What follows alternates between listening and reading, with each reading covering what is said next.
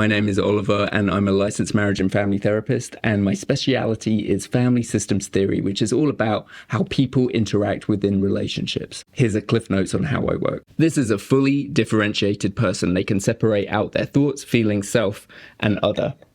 That means that they can have thoughts about their feelings, feelings about their thoughts, and they place a balanced amount of attention on their self as well as others.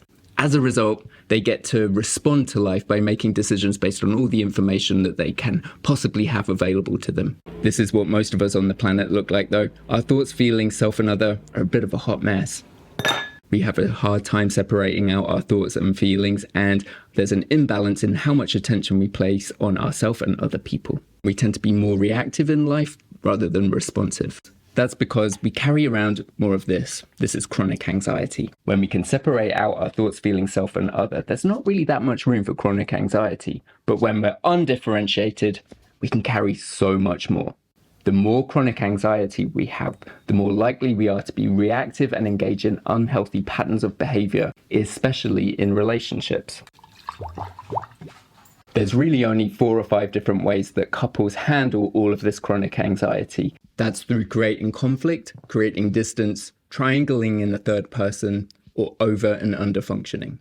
The conflict pattern can look like a lot of bickering or lots of regular big blow-ups. Either has the same effect of regulating the anxiety and tension between two people.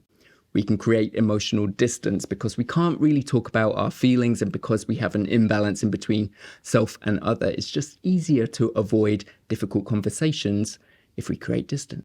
We can bring in a third person into the relationship. Rather than talking about feelings directly to each other, we have a tendency to go and vent to a friend or go to someone else to get our needs met. And that's what an affair is all about. The final pattern is about over and under functioning. One person in the relationship will take on the chronic anxiety of the other person. We call them an overfunctioner, and this means that the other person gets to underfunction. That creates an imbalance in power and equity in the relationship, and often leads to the overfunctioner being burnt out, resentful, and the underfunctioner being more dependent on the other person.